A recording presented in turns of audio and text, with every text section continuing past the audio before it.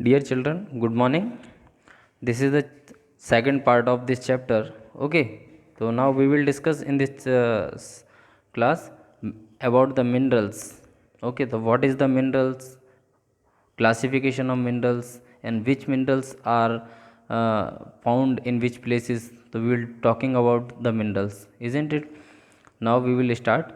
Minerals is that the matter which is the formed due to the natural organs or inorganic process, organic and inorganic process, and has a specific chemical composition. It means जो minerals होते हैं वो organic और inorganic process के through chemical compositions जो होता है, chemical compositions के ये जो प्रोसेस होती है ऑर्गेनिक इनऑर्गेनिक प्रोसेस के थ्रू जो है फॉर्म्ड होते हैं, मतलब मिनरल्स बनते हैं। जो मैटर जो होते हैं या जो भी मैटर्स होते हैं वो क्या है, केमिकल कंपोजिशंस के थ्रू फॉर्म्ड होते हैं। Okay, minerals are available from the interior of the earth is a solid, liquid and gaseous forms. जो मिनरल्स होते हैं वो थ्री फॉर्म्स में अवेलेबल होते हैं in the interior part of the earth. First one is liquid, second one is solid, third one is gases. तो ये तीन फॉर्म्स होते हैं मिनरल्स के जो कि इंटीरियर पार्ट ऑफ द अर्थ, यानी कि ये अर्थ के अंदर मतलब अवेलेबल होते हैं। Isn't it, it means earth के अंदर, अर्थ के बाहर नहीं, अर्थ के अंदर। अर्थ के अंदर इट मीन्स जो surface of the earth, when you will go to the entire in the interior part of the earth, so many minerals are found. Okay, तो minerals depend on the geological structure of the surface of the अर्थ। ये जो है minerals depend करता है किसी भी particular area, किसी भी जगह के जोग्राफिकल स्ट्रक्चर के ऊपर, isn't it? Minerals such as iron, copper, nickel, gold, silver, etc. These are the name of the minerals: copper, iron, nickel, gold, silver. So this is the name of the minerals. Okay, are found in the igneous rocks. ये जो है minerals generally हमने आपने you have to study in 8th class. There are three types of rocks. First one is igneous rocks, second one is metamorphic rocks, third one is first one is igneous rocks, second one is sedimentary rocks, third one is metamorphic rocks. So these are the three types of rocks. तो this is the one type of rock, igneous rocks. जो ये minerals available होते हैं वो किन rocks में available होते हैं, इग्नियस रॉक्स में होते हैं। ओके, क्योंकि ये जो रॉक्स होती हैं वो अर्थ के अंदर यानी इंटीरियर पार्ट ऑफ द अर्थ, ये अर्थ के अंदर जो इंटीरियर जो पार्ट होता है, अंदर वाला पार्ट होता है, तो तीन तरीके की रॉक्स जो अवेलेबल होती हैं। First one is igneous rock, second one is sedimentary rocks, third one is metamorphic rocks. Okay, तो ये इग्नियस रॉक्स में जो मिनरल्स हैं उनकी एबिलिटी होती है। Okay, coals minerals, oil and natural gases etcetera are available from sedimentary rocks. It means जो इसको हम लोग मेटामॉर्फिक रॉक्स भी कह सकते हैं। तो जो iron, copper, nickel, gold, silver, ये मिनरल्स जो हैं वो इग्नियस रॉक्स में अवेलेबल होते हैं। इट मीन्स इग्नियस रॉक्स में मिलते हैं। और जो कॉइल्स या oil, call call oils and natural gas, ये जो तीन मिनरल्स होते हैं वो मेटामॉर्फिक रॉक्स में मिलते हैं। Okay, while slate, marbles, diamonds etcetera are available from the metamorphic rocks. Okay, तो सेडिफाइड रॉक्स मतलब होता है सेडिमेंट्री रॉक्स। सॉरी, मैंने आपको मेटामॉर्फिक रॉक्स बता दिया। सेडिफाइड स्ट्रेटिफाइड मतलब होता है सेडिमेंट्री रॉक्स। ओके, और metamorphic rocks you know very well that. तो मेटामॉर्फिक रॉक्स में कौन कौन से मिनरल्स होते हैं, मार्बल, डायमंड्स, ओके, स्लेट, ये है मेटामॉर्फिक रॉक्स में अवेलेबल, मतलब मेटामॉर्फिक रॉक्स में मिलते हैं। और जो coal, oils and natural gases ये मिलते हैं सेडिमेंट्री रॉक्स में। और निकिल, कॉपर, आयरन और सिल्वर ये मिलते हैं इग्नियस रॉक्स में, इजंट इट? तो these are the minerals are found in the different rocks in igneous, metamorphic and sedimentary, isn't it? तो you just make a table, आप एक टेबल बनाइएगा और टेबल में आप देखिएगा कि एक तरफ आप लिखिएगा मेटामॉर्फिक, एक तरफ सेडिमेंट्री, एक and one sided you write down the igneous. और उनमें लिखिए कि इग्नियस रॉक्स में कौन कौन से मिनरल्स मतलब कौन से मिनरल्स मिलते हैं, और मेटामॉर्फिक में कौन कौन से मिनरल्स मिलते हैं, एंड सेडिमेंट्री में कौन कौन से मिनरल्स मिलते हैं। ओके, तो ये make the tables and write down the name of the minerals. Classification of minerals. In our routine life, about the 200 minerals are used in the directly or indirectly in a universally accepted classification of minerals in a not a possible. However, a generally classification can be done or as a follows. It means वैसे अगर देखा जाए तो 200 minerals हैं जो we are using, हम लोग use कर रहे हैं डायरेक्टली और इनडायरेक्टली, और इनको क्लासिफाइड करना इट्स अ वेरी डिफ़िकल्ट। सो उनको एक जनरल तौर पे क्लासिफाइड किया गया है। ओके, तो these are the three types या these are the three classification of minerals. First one is metallic minerals, second one is non metallic minerals, third one is energy resource. तो these are the three classification of minerals. I will told you general things कि जो metallic minerals होते हैं, उन metallic minerals वो minerals होते हैं जिनमें मेटालिक की प्रेजेंस होता है। The presence of metallic, those minerals they having the presence of metals, those minerals is having of metal, it's called metallic minerals. Those minerals not having the presence of metal, it's called non metallic minerals. Okay, so these are the some precious metallic mineral, light metallic minerals. These are the classification of metallic minerals. Okay, so precious metallic minerals, light metallic minerals, minerals of general use and minerals use alloys. It means ये four classification है metallic minerals की। तो precious metallic minerals it means बहुत जो बोल सकते हैं कि बहुमूल्य, इट मीन्स बहुत वैल्यूएबल मिनरल्स हैं जो बहुत महंगे होते हैं, जैसे गोल्ड है, सिल्वर है, प्लेटिनम है, ओके एटसेट्रा। इट मीन्स ये मिनरल्स जो हैं ये एग्जांपल हैं प्रीसियस मेटालिक मिनरल्स के। लाइट मेटालिक मिनरल्स के हैं मैग्नीशियम, बॉक्साइट, टाइटेनियम। ओके, तो these are the light metallic minerals के एग्जांपल हैं। मिनरल्स ऑफ जनरल यूज़, जो जनरली हम लोग यूज़ करते हैं, इसके एग्जांपल्स हैं आयरन और iron, copper, lead, zinc, tin, nickel etcetera. तो these are the example of mineral of general use. Okay, and minerals use alloys, it means chromium, manganese, tungsten, vanadium etc. So these are the minerals use alloys. Okay, non metallic minerals, limestone, mica, gypsum, diamond, ये क्या है non metallic minerals हैं जिसमें metallic की absence होती है। It means metallic नहीं होता है इनमें। ओके, तो एनर्जी रिसोर्स के जो एग्जांपल्स हैं coal mineral, oil and natural gases, uranium, thorium, ये क्या हैं, ये एनर्जी रिसोर्सेज हैं। ओके, तो the major minerals and their spatial distribution. It means यहाँ हम देखेंगे कि सीरियल 1, सीरियल 2, सीरियल 3, इस तरीके से जो सीरियल दिए हुए हैं 7 सीरियल दिए हुए, इट मीन 7 मिनरल्स के बारे में डिस्कशन किया है। Iron, magnesium, copper, bauxite, lead and mica, limestone. Okay, so these are the name of the minerals and one sided name of the states. So these minerals are found in these states.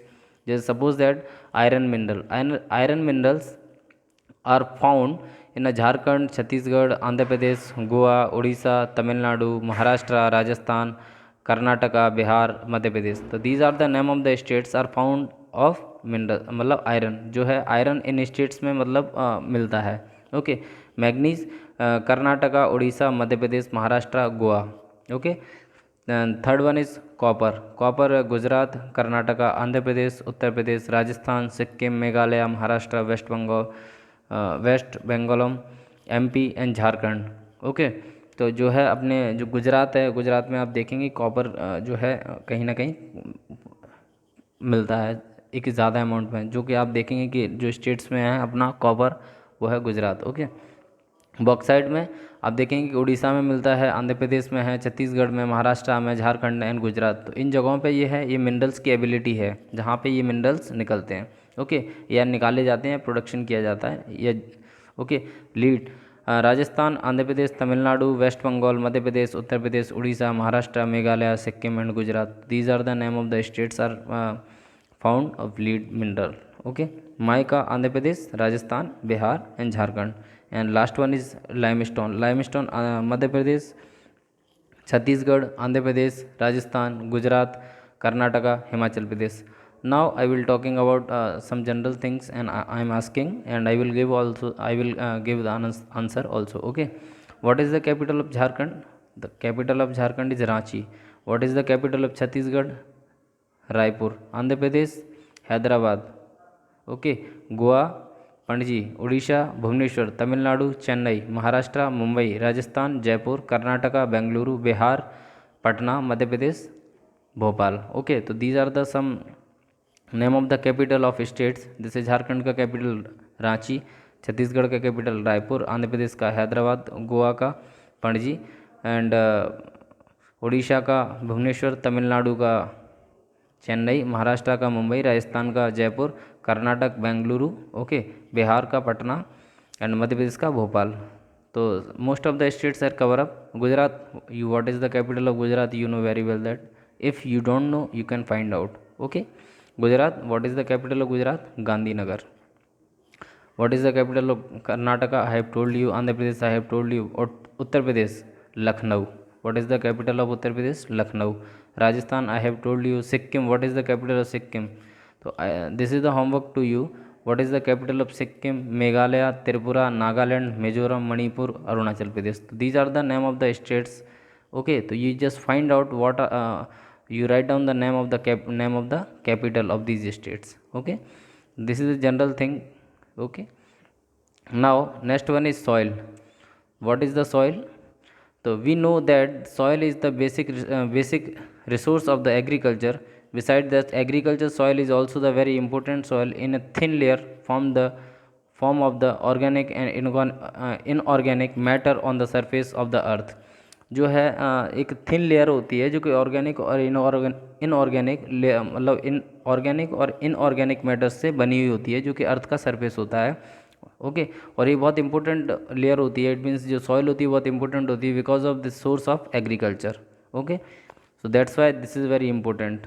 What is this is soil? Okay, soil is related to the surface of the earth is the same way as the apple with its skin.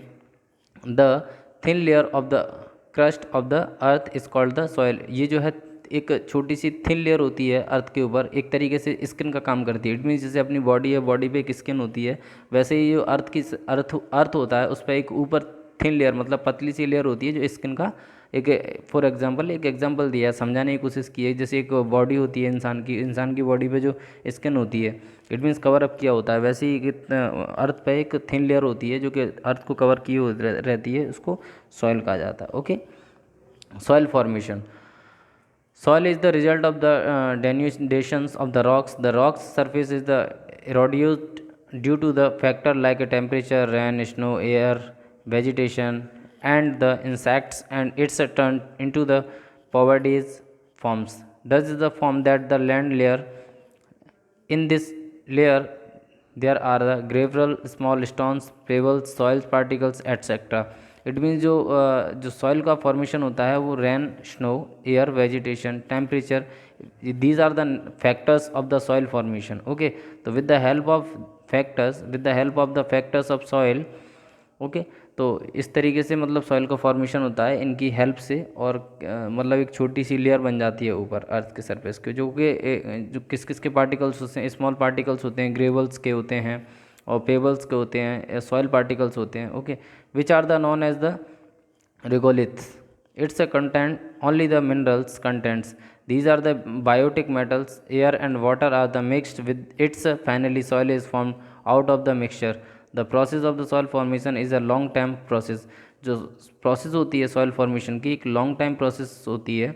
जैसे मैं आपको एक example देता हूँ कि 1 centimetre जो soil का, it means जो आप देखेंगे कि जो अर्थ की सरफेस पे 1 सेंटीमीटर जो लेयर जमती है, इट मीन्स जो लेयर बनती है उसको तकरीबन 100 ईयर्स लगता है 1 सेंटीमीटर सॉइल बनने के लिए।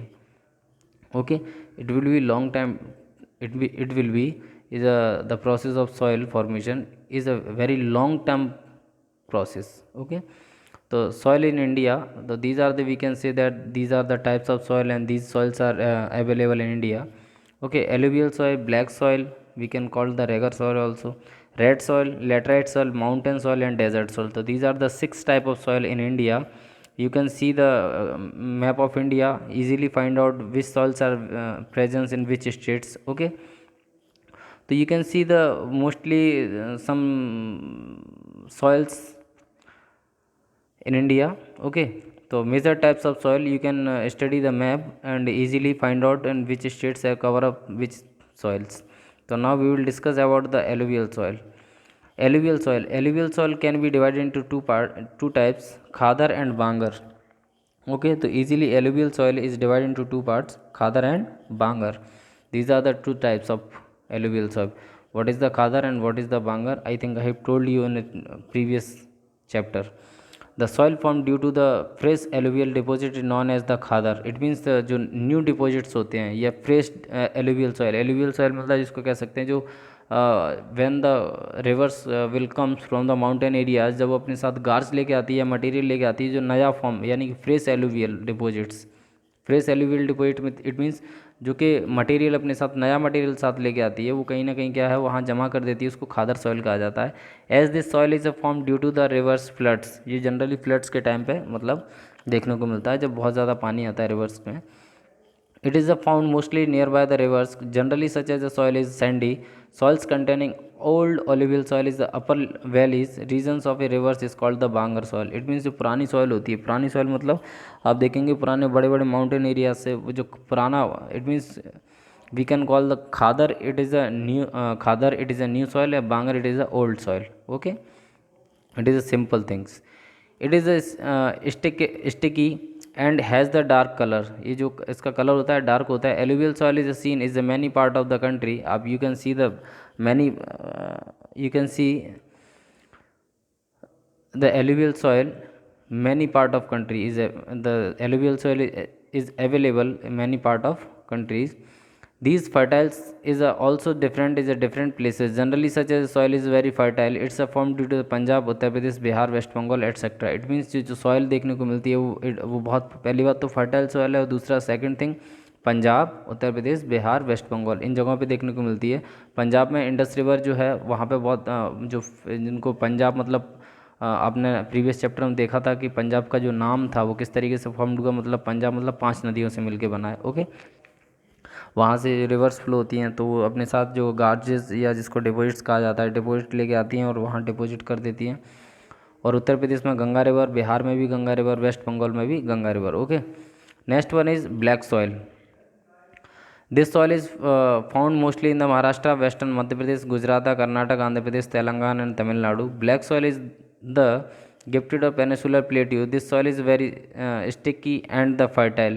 It can be certain humidity for the prolonged times. It is formed from the igneous rocks and very useful for the cotton cultivation. That is why it's become famous and black cotton soil. It's known as the regar soil. It means जो black soil जो होती है वो क्या है peninsular plateau में देखने को मिलती है। मतलब जो एरिया है महाराष्ट्र वेस्ट जो महाराष्ट्र, वेस्टर्न मध्य प्रदेश, गुजरात, कर्नाटक, ये क्या है एक पेनिसुलर प्लेट्यू का पार्ट होता है। इट मीन्स पेनिसुलर प्लेट्यू का पार्ट है जहाँ पे सॉइल में क्या है ह्यूमिडिटी जो है वो देखने को मिलती है और फर्टिलिटी भी देखने को मिलती है। और ये इसका जो फॉर्मेशन हुआ है इट मीन्स जो सॉइल का जो फॉर्मेशन हुआ है वो क्या है एलुवियल सॉइल जो है वो क्या है जो माउंटेन एरियाज से जो रिवर्स अपने साथ गार्जेस यानी डिपॉजिट लेके आती है उससे उनका फॉर्मेशन हुआ था एलुवियल सॉइल का। लेकिन जो ब्लैक सॉइल का जो फॉर्मेशन है वो क्या है इग्नियस रॉक से फॉर्मेशन हुआ है। इट मीन्स जब इंटीरियर पार्ट ऑफ द अर्थ के अंदर से जब लावा निकलता है अंदर से तो उससे इस सॉइल का क्या हुआ है फॉर्मेशन हुआ है। इट मीन्स जो लावा जब बाहर आता है निकल करके अर्थ के ऊपर सरफेस के ऊपर ठंडा हो जाता है और छोटे छोटे पार्टिकल्स में टूट जाता है और वो एक सॉइल बन जाती है। इट मीन्स बारीकी तरीके से तो उसका इनका फॉर्मेशन हुआ है। और ये जो है सॉइल कॉटन के लिए, कॉटन कल्टीवेशन के लिए बहुत फेवरेबल यानी it is a very useful है, इजंट इट। ओके, तो दिस हम लोग इसको रेगर सॉइल भी कहा जाता है। Okay, red soil such as soil found in the reason of the igneous and metamorphic rocks. It's a red colour due to the ferrous and other humus contents. The soil is a porous and the fertile such as the soil is seen in Goa, Tamil Nadu, Karnataka, Andhra Pradesh, Orissa and Jharkhand. जो red soil है वो generally क्या है igneous rocks और metamorphic rocks से formation हुआ है इस सॉइल का, रेड सॉइल का। एंड जो इस कलर जो उसका रेड कलर है what is the reason of behind it ferrous और अदर ह्यूमस कंटेंट की वजह से और फेरस की वजह से इसका जो कलर है वो रेड कलर है। और जनरली ये भी फर्टाइल सॉइल है और ये सॉइल में क्या है जो है कहाँ कहाँ मिलती है गोवा, तमिलनाडु, कर्नाटका, आंध्र प्रदेश, उड़ीसा एंड झारखंड। ओके, तो laterite soil develop as a result of the execution erosion by the rains due to the heavy rain. the human content from the top of soil descends into the lower strat, which is called the leaching. As the soils contain less humus, it's less fertile. The red sandstone contain iron and aluminum. The erosion of the rocks result into the red color. Such a soil is found in the mountain regions of Deccan, Karnataka, Kerala, Orissa, some part of the northern east. It means जो laterite soil है वो क्या है, जो red sandstones के जो content iron और aluminium से फॉर्मेशन इसका होता है, और जो उसका जो रेड कलर है, इट मीन्स इरोजन की वजह से, मतलब जो है इसका फॉर्मेशन होता है जो लेटराइट सॉइल है, और जनरली ये डेक्कन, कर्नाटका, इन जगहों पे देखने को मिलती है. ओके. और ये लेस ह्यूमस, इसमें जो ह्यूमस की अगर बात करें तो इसमें लेस ह्यूमस की एबिलिटी है, मतलब इसमें बहुत कम अमाउंट में ह्यूमस देखने को मिलता है एज़ कम्पेयर ब्लैक सॉइल के, लेटराइट सॉइल के. Okay. Mountain soil, humus content is more than due to the forest, sorry, जो लेटराइट सॉइल है वो जनरली क्या है कि माउंटेन एरियाज़ में भी देखने को मिलती है. Okay. Humus content is more than due to the forest, although it's different from places to place, such as soil in Sivalika range is less than fertile and less developed. The soil is sandy and porous and does not contain humus. Such as soil is formed in the mountain regions of the country, such as Meghalaya, Arunachal Pradesh, eastern hills ranges, Uttarakhand, Himachal Pradesh, and the Jammu Kashmir and Ladakh Union Territories. It mean जो mountain soil है वो generally क्या है, जो Shivalik ranges पे देखने को मिलती है, और बहुत कम फर्टाइल होती है, और इतनी डेवलप भी नहीं है, और इन जगहों पे बहुत कम अमाउंट में, मतलब बोल सकते हैं कि एग्रीकल्चर या कल्टीवेशन किया जाता है, नहीं किया जाता, और कुछ कुछ प्लेसेस पे ही देखने को मिलती है, और अलग अलग प्लेसेस पे देखने को मिलती है. ओके. और इसमें जो ह्यूमस जो है वो देखने को बिल्कुल नहीं मिलता, इसमें एब्सेंस ऑफ ह्यूमस होता है, बिल्कुल कंटेंट नहीं होता ह्यूमस का. और ये माउंटेन रीजन्स पे मतलब जो है सॉइल एबिलिटी होती है, जो कि आप देख सकते हैं कि नेम ऑफ द कुछ स्टेट्स के नेम भी दिए हैं आप, you can see the name. First one is Meghalaya, Arunachal Pradesh, eastern hills ranges, Uttarakhand, Himachal Pradesh and Jammu Kashmir. ये क्या है, माउंटेन एरियाज़ हैं. Okay. Desert soil, such as soil found in the arid and the semi-arid regions of the Gujarat, Rajasthan, Punjab and Haryana. The soil is here more than alkaline and has the less humus content. Agriculture has been made possible such as soil only through the irrigation. इसमें जो है desert soil जो होती है, this largest diversity soil of the nation is seen due to the diversity in the climate and relief features. जो desert soil है वो desert soil क्या है कि कहीं ना कहीं ये Rajasthan, Gujarat and Punjab, Haryana, in places पे देखने को मिलती है, और इसमें जो है लेस ह्यूमस कंटेंट होता है, और एग्रीकल्चर के लिए बहुत इसमें पॉसिबिलिटी बहुत कम होती हैं. ओके. और अगर होती भी हैं तो जो सॉइल होता है वो इरिगेशन के थ्रू इसका फॉर्मेशन होता है. ओके. किसका, डेजर्ट सॉइल का, इजंट इट. और ये जो आप देखते हैं कि there are so many different types of soils are available in India because of the diversity of climate and relief features, isn't it? So that this chapter is finished. You just tried all the questions you will solve. Okay. When any doubt, yeah, if you are not able to give any question, any answers of any questions, you can ask to me, isn't it? Because this is very easy. Okay. Most of the questions very easy. It is not I think there is no one questions not difficult. You can ask to me. Okay. Thank you so much.